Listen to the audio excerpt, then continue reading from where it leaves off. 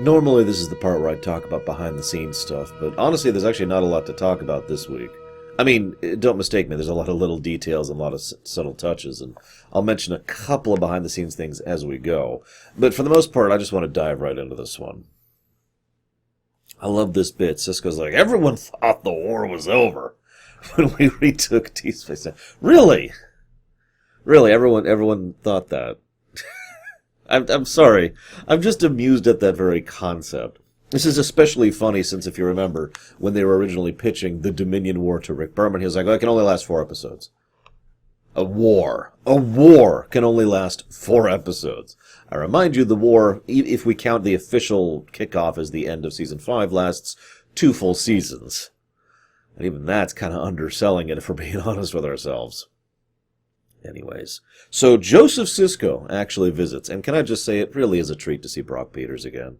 He's always nailed the overall tone of Joseph Sisko, and he does a very good job of it. And I have nothing else to add to that. I just wanted to give the praise that I feel he is due for the role, because there's an almost understated current to his performance here of the war's going badly, things are going badly in general, his son needs him. Remember, this is his first time leaving Earth. Ever. And he decides to do this, to go visit his son and grandson, just to be there for them. Because of how bad things are. Excuse me. I have no shame in admitting this episode hit me pretty hard. What is it with Deep Space Nine and making me feel? God, what the hell? I'm here to watch Star Trek, not feel things, right? Sisko also has this great speech where he's talking about giving up, basically. Because the situation is hopeless and he's facing an implacable enemy that, as of this moment in time, at least to his acknowledgement, he has no hope of winning. Not really. They kind of already covered that back in statistical probabilities, which I'm pretty sure is before this. And, well, I'll discuss this actual topic a little bit more in a minute. But think about it. Think about how horrible being in his position really is. One of the things that really caught my attention is the fact that he sounds a lot like Christopher Pike. I'm tired of deciding who lives and who dies. That is a horrible burden to place on a person. It is unfortunate that that kind of burden must go to someone, in my opinion at least, who acknowledges it as a burden. A Sisko, rather than a Justice Lord. And I keep bringing that thread up because we're almost there to the point where that theme came a thing. Anyways, it's an interesting thing, by the way. At the beginning, Sisko starts to more or less literally have visions. And I'm going to go and posit this as if this entire thing is a vision, because I don't think this one's up to interpretation at this point. Now that we've seen the whole show and we've talked to the behind the scenes, we know what the intent was originally. We know what the intent was changed to. It is canon that this is a vision from the prophets. Okay? Makes sense. They even mentioned that it's the same type of thing that he was getting last time he was getting visions from the prophets. It also is interesting because it's very similar to what Pa Dukat was getting from, his particular delusions and hallucinations. Not exactly identical, because those were clearly internecine. And that's the reason I wanted to bring up that contrast. As much as I don't like the Dukat v. Sisko thing that I talked about back in Waltz, I do have to admit that this is a nice highlight of the difference between the two men. Dukat has internal demons. Sisko has external ones. But Sisko's help to encourage him, and Dukat's only bring him down. Which, if we're to break that down to its most simplistic sentence, is Dukat is his own worst enemy, and Sisko is bolstered by others. Which means, yes, yet again, we have a my friends are my power kind of a theme. Not that I mind that. I've always liked that theme, especially when it's done properly. The concept and thematic significance of cooperation, coordination, and teamwork being able to overcome greater odds is something I legitimately believe in real life, so I'm totally down with this concept when it comes to fiction, at least as if it's well done, which this episode certainly does.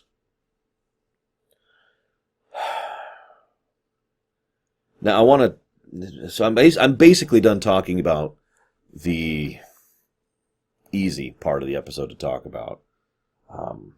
My notes are all over the place this week, guys. going to try to go through this in something that approximates order. Those of you who are on my Discord may be surprised that I'm even going to talk about this at all.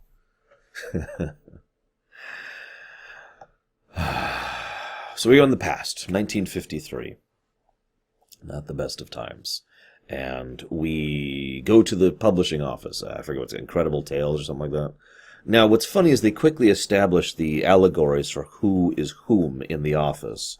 It's pretty easy to deduce who each of them are if you're, even remotely familiar with that era of science fiction in general, because O'Brien is obvious. He's playing Asimov, Isaac Asimov. I mean, they give that one away almost completely, especially since he gets his robot story published at the end.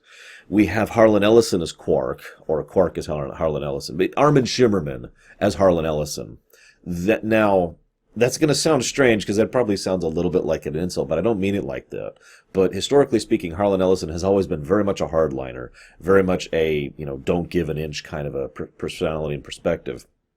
And, well, there are other inferences as well, which brings me, of course, to the next one, which is, and I'm hoping I'm pronouncing these names right, Catherine Moore and Henry Kuttner, a.k.a. Kira and Bashir. Funny little side note, they have Nana Visitor and Alexander Siddig as a married couple in this episode. Just cute. And, of course, this one was the most difficult one, but based on what happens later, I think I can safely say that Odo, that is to say Rene Auberjonois, is playing Joseph Campbell. Now, funnily enough, I actually really did my research on this particular point, and it turns out I am not the only one who has come to these same conclusions, which I found out after I came to these conclusions. So I'm going to go ahead and say that's probably very deliberate. The writers of this episode and the writers of Deep Space Nine are long-standing science fiction fans, and they're also science fiction writers.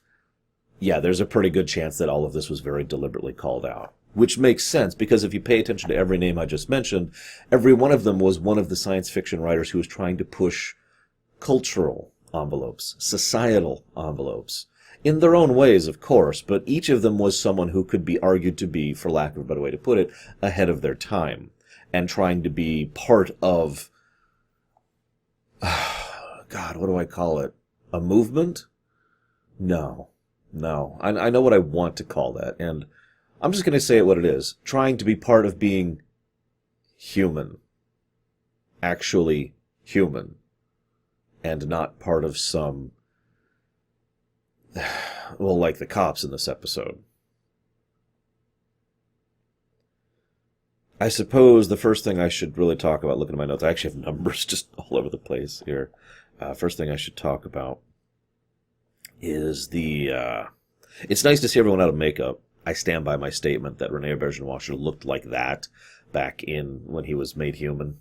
I mean, he's got a good look. I mean, the man certainly, he looks good, especially for the time. And I think that they could have done a good thing with that, but that's neither here nor there. I want you to pay attention, if you're watching this episode or have recently rewatched this episode, I want you to pay attention to Benny's voice acting. This is a good time to mention that Avery Brooks directed this episode. He actually wasn't supposed to. It wasn't his turn. I've talked before about this idea. Basically, there's a roster, a list, and you direct this episode, and you direct this episode, you direct this episode, and it's not really site-specific. It's not like I really want Bob to direct this episode. It's just you direct the next episode in the list. And with very few exceptions, they adhere to this list. This has been true in TNG. This is true in Voyager. This is just how they did this. And this is also how cast members would get cycled in to have their chance at directing, to get directing credit, and to get hands-on experience with directing. Now, I mentioned that, though, because they looked at this and said, it's got to be Brooks. We've got to bring Brooks in for this one. And that makes perfect sense. I mean, they could have brought Dorn in as well for basically the exact same reason, but they wanted Brooks to be the one to actually headline this one, especially since Brooks himself has proven to be a pretty good director, especially when it comes to visual composition, So, I point that out because Brooks is the main character of this episode, as both Benny and Sisko, and he is the director, which is a hell of a job, but he took to it very, very well. Just to put that as bluntly as I could. By all accounts, the man was outstanding, and I do think the results speak for themselves. I could probably name 2 minor nitpicks in the episode. I'm not even going to mention them, because they are that insignificant. This is an extremely well-crafted episode. especially given the complexities of, well, I guess I could talk about it now. So I said behind the scenes stuff. One of the interesting things is periodically Benny will flash to either being on the station, being in the Deep Space Nine sets, or seeing someone in their original costume, like seeing Willie as Worf with full Klingon armor, or now this is actually a really important one, when when the two cops are beating on him, at certain points it will flash and they'll be Weyoun or Dukat. At one point, I can't remember the character name, sorry, the Catherine Moore parallel, the one that Nana Visitor plays, she flashes and she's sitting there as Kira Nerys. Now, the reason this is significant, other than the obvious symbological, parallels between characters, the real reason this is significant is from an out-of-character perspective, because that's hard to do. It's not like, to explain this, I know this is going to sound so stupid to some of you, it's not like they can just film the scene up to point A, and then have him go off and get in full makeup and costume, come back, film his scene, which, remember, each of those flashes is only a few seconds long. Then have him go get out of makeup and costume, come back and film the rest of the scene. No, they would do this on separate days, which means on day one they would film like this chunk and this chunk of a scene, and then on day two they'd come back and everyone would get set up in the right position, and they'd film this 1 8-second block now that they've done the makeup call and the costume call.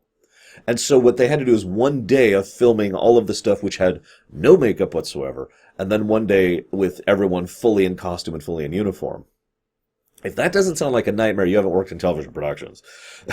That had to have been insane to keep track of and to make sure everything was working. I feel really bad for the continuity director, which is a real thing, by the way. Although it's not what you'd probably think. Continuity director is all about making sure people have the right equipment or in the right positions or saying the right things. From scene to scene. It's their job to make sure that whenever there's an edit in the actual episode or show, or movie, this edit and this edit look like they happen next to each other, even though they filmed these days apart. That's a continuity director's job. Anyways, so, very good job by Brooks, like I said. And I also want to comment on... So Brooks puts in this and I stumbled for words. The word I settled on was a very restrained performance at the beginning. He sounds like he's just... God, I'm trying to...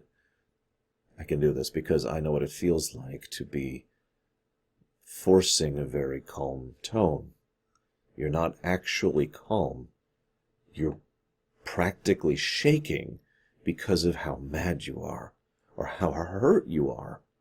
But you have to stay calm, because if you don't, things will just get worse.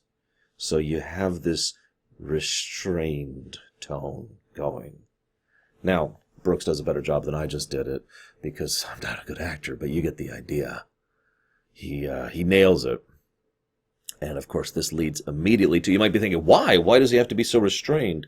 Now, this is almost interesting, because the episode then immediately answers that question with the pigs outside. Excuse me, I don't mean to be deleterious towards pigs. Pigs are fine. Pigs taste delicious. The scumbags who are outside. They're, of course, played by Mark Alamo and Jeffrey Combs, for reasons I'll get to in just a minute. But, I don't even know what to say about that scene. That actually... That's what I have to say about that scene. Blah. What in God's name? This is 1953. He says, watch your tone of voice there. Now that's important. Keep that in mind. Watch your tone of voice. Remember what I said about restrained? He's staying calm and polite and peaceful. He is, to put it bluntly, keeping his head down. And understandably so. Those two cops have the ability and the power to ruin his life if they feel like it. That's true now. That was certainly true back in 1953. So the idea of, you watch a tone of voice with me. And they talk about running him in to see if he has any priors, a.k.a. to see if he has any previous record, to see if he is a criminal. Why? Well, because he's wearing a suit. What? I mean, that's just horrible. And then they decide, the only reason only reason the scumbags don't actually decide to run him in and arrest him without cause, without probable cause even, is because of the fact that they're busy. So, as they're leaving, hey, you're getting off with a warning this time. That'll teach you. And the really messed up part, and the part that gets me even worse, is after Benny finally gets his drawing of Deep Space Nine, stylized, well done, by the way, and leaves. By the way, real quick, I didn't actually mention Hertzler, forgive me. He does a good job as the artist guy, too. Just nice little touch. Anyways, before he he takes his drawing and he leaves, and before the two actually leave the scene, one of them says, "Oh, I tell you, this city's going to hell in a handbasket." Now, that's the line that really stuck with me, and you know why? It's one thing to show racism. Let's just call it out what it is. It's one thing to show that kind of thinking. I'm struggling with my words. Please forgive me here, because this, you get emotional. It's harder to think straight, right? There's this. It's one thing to try and showcase that through cartoonish actions or through extenuating circumstances or through extreme reactions. But that line helps get it across better than anything else. Remember, all Benny did was walk by them in a suit. Now that's important, because what is wrong with this city that we're letting those people walk around and about in a suit? Actually having a job as something other than a janitor. This city's going to hell. The fact that there is that kind of person that could legitimately think that kind of... I'm actually struggling to explain this. It is that kind of normal, acceptable, understandable. It's like being upset that you poured a cup of water and the water in the cup was water. And it's like, this city's going to hell. It's so nonsensical to think that way. God, sorry. I'm actually starting to stutter a little bit. Because it's so wrong. How could you actually have that mentality? But that gets it across, because rather than being cartoonish or whatever, it's very believable. It's very realistic. This leads me rather naturally into my next point. So we go to the diner, and we see, for lack of a better way to put it, the other side of the problem.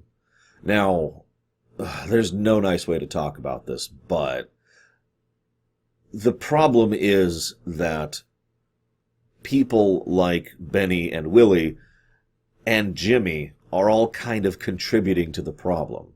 Now, please don't take that as recrimination. Please don't take that as if it's just their fault. I think I've made it very clear who I believe is at fault here. But the harsh reality is that in a system of such systemic oppression, what we see is that people who are oppressed will also contribute to the oppression. This is actually going to come up in a later episode. God, I'm starting to cry a little bit. This is coming up in a later episode, Wrongs Darker Than Death or Night, where we see the actual Bajoran collaborator, not the women, the gentleman. That guy is part of the problem, right? Now, I'm not saying, people are just going to misconstrue the hell out of this episode, aren't they? No matter what I say, I lose. That's how this works. Just by bringing up this episode, I have lost. So let's just lay this out here, shall we? No, I'm not calling any of these people collaborators, okay? What I am going to say, however, is the honest truth. Benny stays quiet, keeps his head down, and doesn't try to raise a fuss. That is the decision he has made in order to try and keep his life and keep his livelihood. That is an extremely understandable position, but you can see how it contributes to the problem. Because, to be blunt, he is allowing people to walk over him.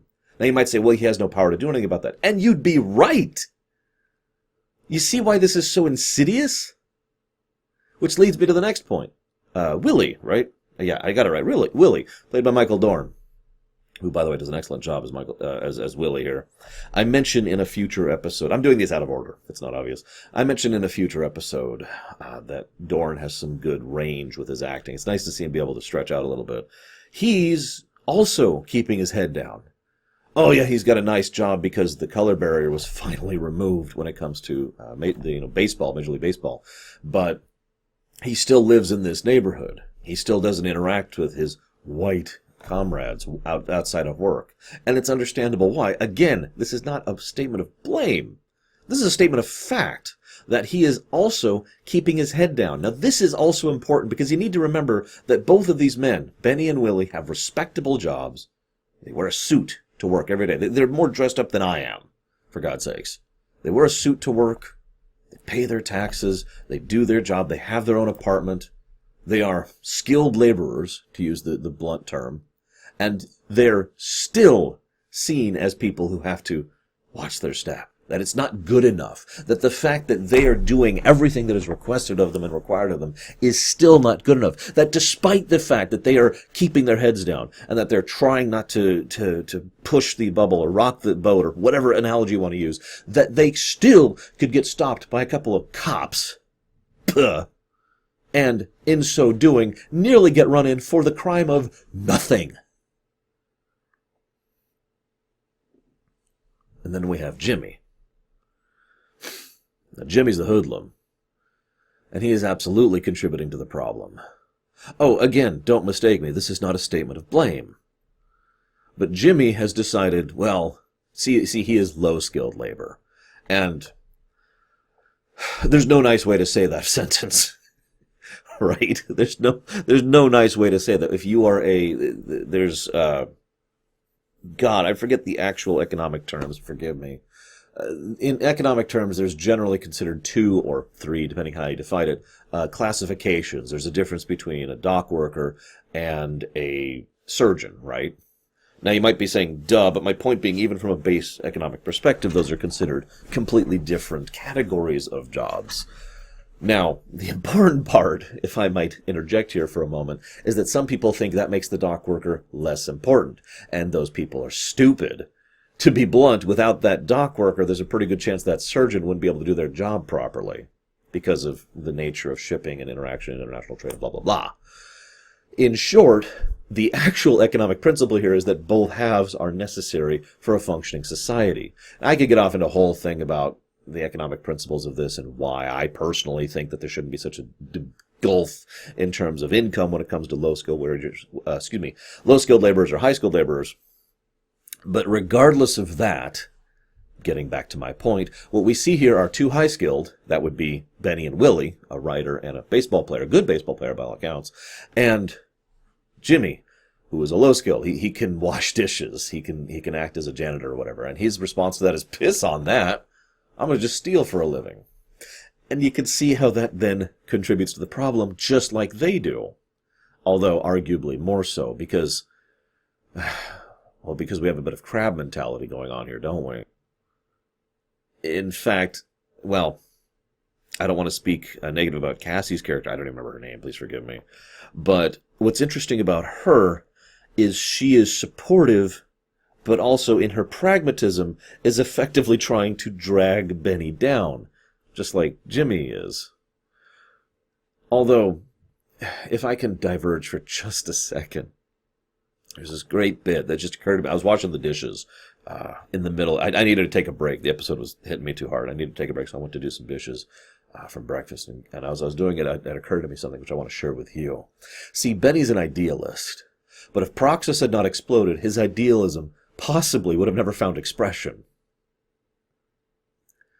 Now, I'm not just quoting Star Trek VI here, because the idea that occurred to me is... not Proxus. The idea that occurred to me is idealism is a necessary component of society and progression, in my opinion. But it generally doesn't do anything by itself. If you have idealism, if you have ideals and future and concepts and all that stuff, it doesn't mean anything unless something helps to push it, like Praxis exploding. That's actually the posit of exactly what happens in the Star Trek universe. We have the Eugenics War, World War III, and then the Vulcans show up. 3 major external events push them so that the idealists can find expression. What also, however, now this is the interesting one, what can also help that is a nice dose of practicality and pragmatism. to then apply functional ideology, which is where Cassie comes in. She talks about buying the diner. And it's worth noting that if they bought into that diner, and he helped work at the diner, cooking and doing dishes and mopping and serving people, his wages would go up, not down. From being a high-skilled writer at a relatively popular science fiction publication. Think about that for a second. But you'll notice while she does bring him down, she also manages to support him at the same time. Hence the pragmatism. Hence the practicality. Someone like Benny needs someone like Cassie. Which I suppose brings me to, well, there's this denouement in the episode. Actually, before I move forward,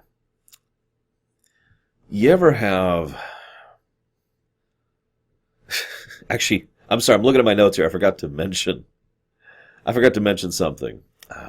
Cassie's character, I should just look up her name. Who does she play? One moment, please. Oh, I have the wrong episode up. Well, whatever, I can't look it up. Cassie's character, she says, I don't care about, who cares about 100 years from now? Today is what matters. Maybe Jimmy says that. No, I think she's the one who says that. Who cares? Today is what matters. I just wanted to bring that up in direct relation to the pragmatism married to ideology concept. The idea that you need both. Because the harsh reality is you need to think about 100 years from now. And you need to think about today. And those two things are in conflict. And solving that and managing that, well, that's being a leader. You ever have a moment, I've talked about this many times, you ever have a moment where things are bad, but then things are better, things have gotten better, and there's just this relief, and it's almost like euphoric, because it's like, oh, thank God that huge weight is gone, thank God things have gotten better, nope, and then things are worse. You ever have that? Because I have. I've said before that that's one of the worst feelings in the entire world, thinking things got better, only for them to actually get worse. You think that relief, you think that almost euphoria is an extreme reaction to the changed stimuli? No, no, no. When you find out things are bad, that is so much more crushing than if things had just gone from bad to worse. It would be easier to take bad to worse, but bad to good to worse? That's horrible. And that's exactly what Benny goes through. He's so overjoyed. I did some calculations. He mentions he's getting 3 cents a word. Now, obviously, he's writing basically a script for Deep Space Nine, so it's a short story, effectively, right? Little thing. So I don't know how much he wrote. But just for the hell of it, I decided to look up one of my own books. And in that book, I calculated it out. And in 1953, for 3 cents a word, I would have been paid $3,275.64. Now, again, we could probably easily chop that in thirds, but even if we do, that's like $1,000. That's a lot of money. And just for the hell of it, I already did the calculation for inflation, which would be 31... Is that a 1? I'm going to say it's a 1. $31,475.34 in today money. Imagine you just got paid 30 grand. Or maybe 10 grand for writing a story. Nice, huh? So you could see why he's so happy and exuberant. Oh, not just because he made the money, but because making the money marries the pragmatism to his idealism. He did it. He wrote the words, he got the message out, and he's getting paid for it.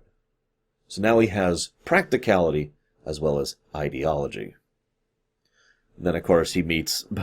I love Brock Peters in this episode. I really do. He meets Brock Peters, and Brock Peters is like, no, you don't understand. It goes good and it goes bad. I'd say, by the way, Brock Peters is one of the biggest reasons why I don't think it's the dream, which I'm going to save those thoughts for last. I was going to do them first, and then I forgot, because I'm a moron. So we'll save those thoughts for last. But I do want to talk about that. So then Jimmy gets shot.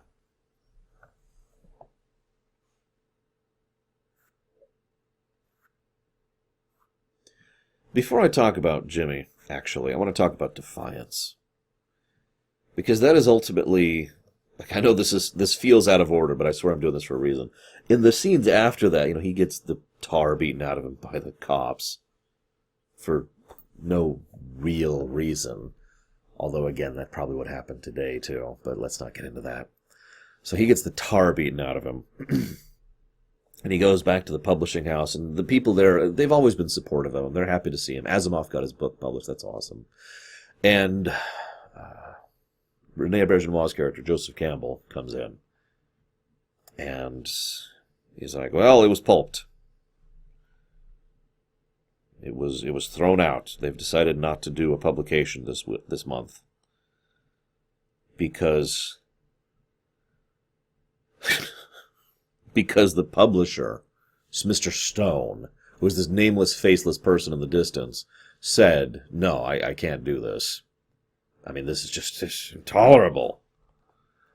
So, this is why I bring up the word defiance, because Benny loses it. It's at the 36-minute mark. I wrote it down, although I remembered it without even checking it.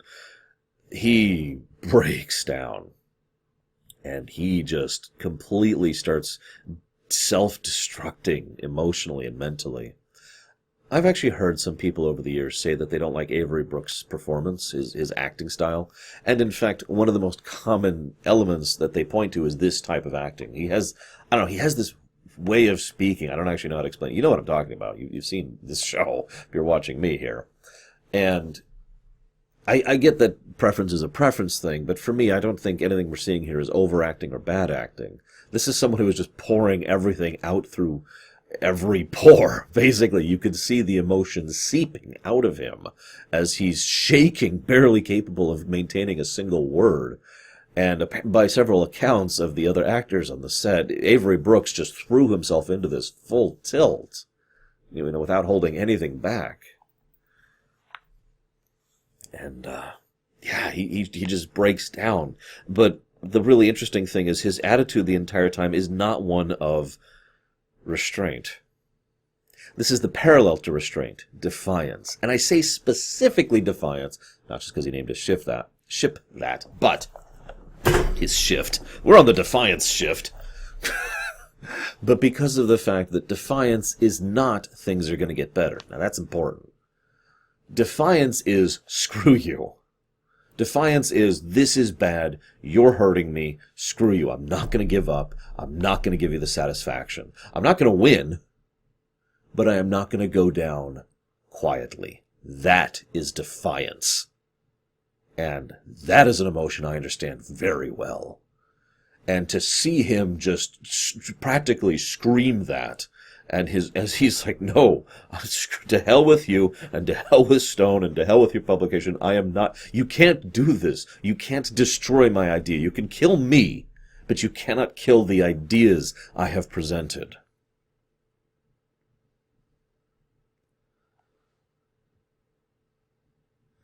Now you might wonder, why am I talking about this before I talk about the corrupt cops killing Jimmy and beating up Cisco? One of the things that's interesting about this episode is there's no real allegory. Let that be your last Battlefield. Original series. For those of you who don't remember, what is it like? It's like black and white and then white and black, right? You remember that? It was an extremely overt, extremely on-the-nose allegory for racism. Now, I've made the comment in the past that, God, I think that was a little bit too obvious. Obviously, I'm wrong, since that's still a problem today. I mean, the point of the allegory there is it makes it so obvious and so ridiculous, you can't help but look at it and think, yeah, that's silly. Why would anyone do that? But Star Trek, in this episode, has no allegory, right? This is simply how it actually was. Back in 1953, in whatever city this is set in, I forget. Forgive me. New York? I don't know. Now, that's part of the power of the episode. There's no flinching. There's no holding back. There's no restraining. There's no behind closed doors. There's no implication. It's just, this was horrible. The end. Like, that's the period at the end of the sentence right there. Now, I'm going to completely contradict myself and say that I don't think this was deliberate at all. And I don't. I've seen lots of behind-the-scenes information on this. Almost every cast member has had at least one interview about this episode. It was specifically mentioned in the documentary. It was talked about at conventions. This is a very, very well-trod episode from a behind-the-scenes perspective. And no one's ever mentioned anything like what I'm about to mention. But by my analysis, this is an allegory. Hear me out. The allegory is in reverse. The situation of the 1950s is an allegory for the situation in the modern 2400s, or 2500s, or whatever they're at this point. There's a bit, which I've already referenced multiple times, where the two corrupt scumbags are beating the crap out of Benny for basically no real reason. Because he's there. After they just shot Jimmy. Which is also something that they did for no real reason. Oh yeah, he had a weapon. He had a crowbar. Yeah, no. So, they're beating the crap out of them. And people are just kind of watching. And every now and again they shift back to being Dukat and Wei-Yun. And you probably now see where I'm going with this. The really insidious nature of the Dominion is that you can do everything right, and do everything that's asked of you, and wear a suit, and go to a high-paying job, and still be called to task, or killed, or worse, for no fault of your own, because you have committed no crime, for only the case of how you were born, a solid. In this, it really helps to demonstrate the horrible nature of the Dominion and why they are a truly, legitimately evil institution. This makes my point about Dukat being the real bad guy even more strong, because this, in its very powerful and potent way, in my opinion, shows the Dominion to truly be the anti-Federation. Oh, the Federation has issues, of course it does. But what they have is nothing compared to the systemic evil that the Dominion is. You want to talk about racism? Look at the founders. Look at how they view everyone who is not them. Look at their mentality. Racism, I looked this up. I don't think I have the link up anymore. I do not. But I looked up the definition of racism for this, just for the hell of it, just to make sure I wasn't misusing the word. And built into the definition is not just looking down on another, it is an inherent belief in one's own superiority to the one you're looking down at. And that sounds a hell of a lot like the founders to me. They literally call themselves gods.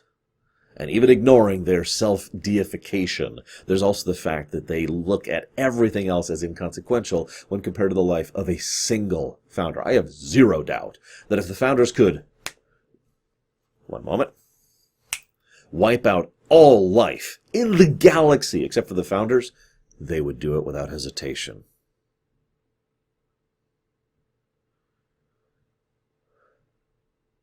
So we see these flashes of Dukat and Wei-Yun, and all I can think is, God dang, because that's what they're facing. We all have our oppressors, right? We all have our oppression in lives, all of us, to some extent or another. And this brings me to what I believe is my final point. Just looking at my notes really quick. Yep, my final point before then I'm going to talk about something a lot less serious to kind of calm down the video. Can you imagine what it would feel like to not be oppressed? To some extent or another. Is that something that's within the ability of your imagination? It's not in mine. I don't know what that feels like. It's a good ideal, right? It's a good thing to hope for. But hope is meaningless. Hope is a poison. It is hope fulfilled. That is when things get awesome. And that, I think, is the final interesting message of the episode. I jotted this down. Joseph Sisko, Brock Peters is awesome, straight up quotes the Bible at Sisko. God, they're not holding anything back this episode, are they? Can you imagine quoting the Bible straight-faced in Star Trek? I think this might actually be the only time that's ever done.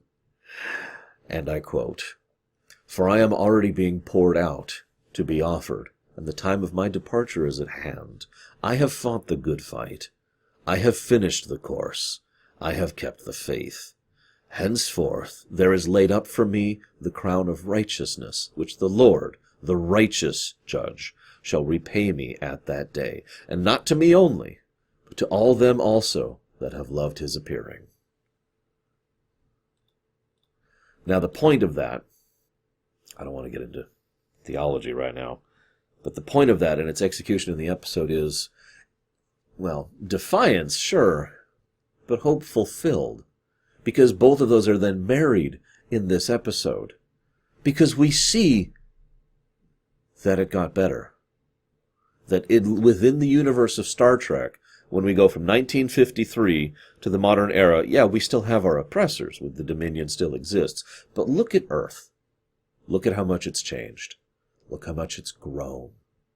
They have, for all that people make fun of the ideology and the high-minded, oh yes, paradise ideals of Star Trek, can I just say that that is a wonderful future to look forward to?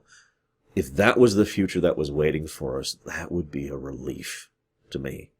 I'd take that 10 times out of 10, especially after what we're probably going towards in real life. That is hope fulfilled. Benny fought the good fight, so to speak, and his reward was effectively nothing other than the knowledge that he fought the good fight, that he did not give up, that he did not surrender, and then things got better. Not for him, but for everyone. It took a while, it took 100 years, but it got there. And that then finally boils the message down to the moment we're at in Star Trek with the Dominion War. Because remember, there's no hope against the Dominion. There's no winning.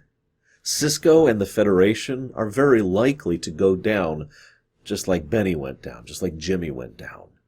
Just another mark on history of the Dominion stomping over everyone in their path. But the message is there that eventually hope will be fulfilled. This would be a great time to chop off the rumination, but unfortunately I really do have more to talk about because I'm an idiot and I forgot to talk about it earlier. Let's talk about the dreaming.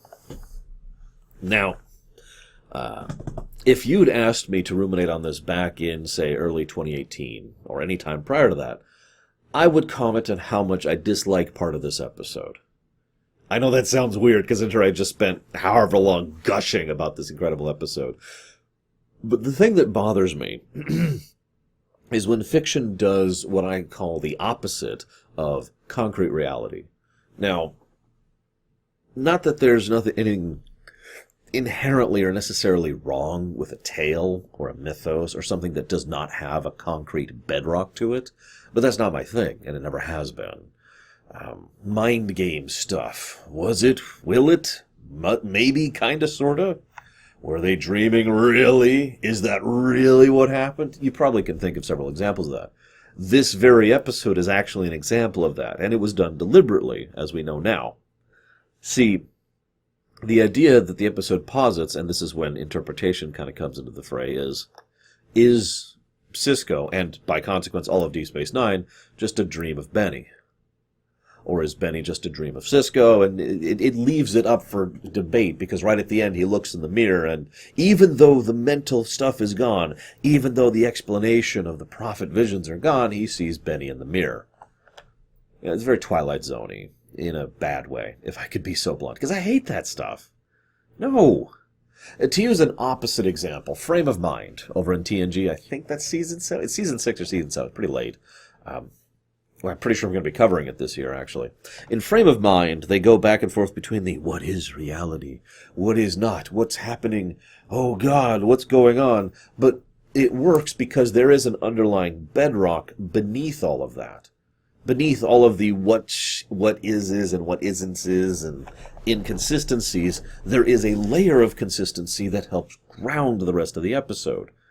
So in short, you have basically what is a bubble of uncertainty on top of a layer of certainty, to use a simple parallel, or analogy, excuse me. So I'm okay with that. What irritates me is when they pull the thing like the end of this episode. Now, in the advantage of hindsight, this makes sense. Oh, do I have the quote? I don't have the quote, do I? Hang on. Maybe I still have it written down. No! Shoot, I don't have it written down. Give me 1 second. I am so stupid.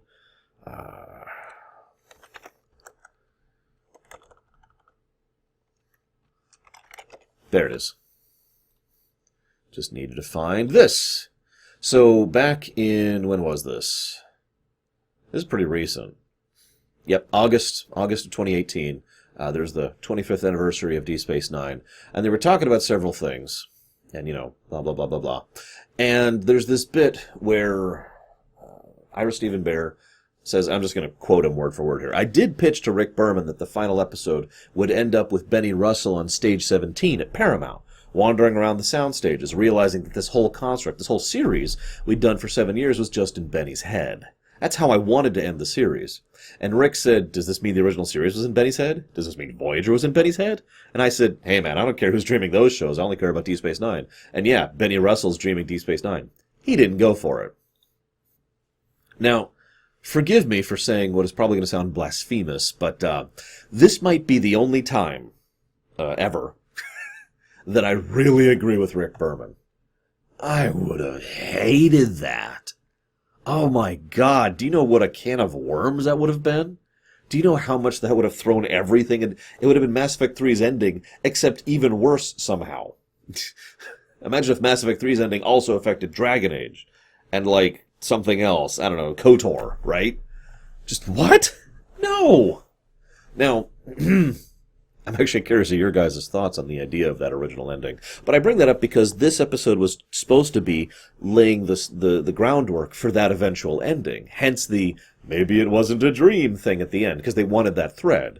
Now, we now know that that was torpedoed, and thus it really was just a dream of Sisko. It was a vision of the prophets. This is even further solidified at the end of Season 6, the beginning of Season 7, when Sisko actually receives another dream, that is to say vision, to be more clear, but this time from the Pa race rather than the prophets. So we see that they've taken it in a new angle there. But I mean, think about that for a moment. Could you imagine the uproar? Yeah, all of Star Trek's a dream of some guy named Benny Russell. What? I mean, there's many reasons why people tend to dislike the it's just a dream answer anyways. But for them to actually try and posit this idea, well, I've said many times that the more I learn about Ira Steven Behr, the less I agree with him. This is probably one of the biggest examples of that, because this, in my mind, would be a huge mistake. First of all, I don't see the point of it. What does this do? Why are you doing this ending? Are you just doing it 'cause? Are you doing it for the shock value? Are you doing it for the, haha, gotcha? I don't see any deliberate, significant, thematic point to actually doing with that kind of ending. Problem number one. Problem number two is the obvious. You're spitting on the fan base. Like it or not, you are spitting on the fan base, if in no small part because of problem number three, the fact that you don't care about the franchise that you are making a show in. You only care about your show. Now you might say, well, isn't that his job? Well, no. His job is to manage Deep Space Nine as a part of Star Trek. It's not called Deep Space Nine. It's called Star Trek Deep Space Nine. So it is his job to maintain a sense of continuity with the rest of the franchise. I know it's Star Trek, and they fail at that all the time, but there is at least a degree of continuity there. Right? So you can't just suddenly say that this one entire show never happened, especially given Deep Space Nine has already crossed over to both TNG and Voyager. So at the very least, there are connecting points there to two other major shows. 3. other major shows. Sorry, I forgot about Trials and Tribulations. So all of the other Star Trek shows have been touched directly and deliberately by Deep Space Nine. You can't just chop that off like that. Now, if they had gone through with that, I know this is the last thing I want to talk about. If they had gone through with that, I'd just headcanon it out of existence, if I'm being completely honest. What? I, I mean, we're kind of, as Star Trek fans, aren't we kind of used to headcanoning stuff out of existence anyways? I mean, how many of you really consider These Are the Voyages to be the series finale of Enterprise? Or how many of you just kind of eject it? Not just because it's bad, which is an unrelated problem, but because of the fact that it has nothing to do with Enterprise. It is, in fact, not an episode of Enterprise. It's an episode of TNG, set on a holodeck in TNG, which happens to also include Enterprise characters. This is also ignoring the fact, and I'll talk about this when we get there, that as you go through the episode, there are several demonstrable points in which the program is being altered and no longer historically accurate. So we can't even say we're seeing an accurate historical representation of Enterprise, because it's a holodeck program that's adapting on the fly to the inference of an external character who's doing things that didn't happen historically. So it's not even a good record of what happened back in Enterprise. So no, it's not the series finale. Psh, eject. And thus, it would be relatively easy to do the same thing with Deep Space Nine if they had gone this route, right? Hey, all of Deep Space Nine was a dream. No, it wasn't. You can just eject that. As ever, I am both dreading and looking forward to your guys' comments on this week's episode. There's a lot to unpack here. I wanted to talk about the other ending and the dream thing here, because ultimately it will never actually come up again. The Pa-Wraith thing is effectively an unrelated point, and that's the last time it'll actually be mentioned. So, how'd I do, guys? I'm not sure I've ever had an episode I was more afraid of talking about than this one, because of the society we live in, because of the very concepts that are being presented therein. You know, this isn't Code of Honor, which is an episode which had issues due to a director who was fired over those issues, right? No, this is a look at real life history, and that's, well, as a student of history, that's not a pleasant thing. I hope you've enjoyed, guys. I'll see you next time.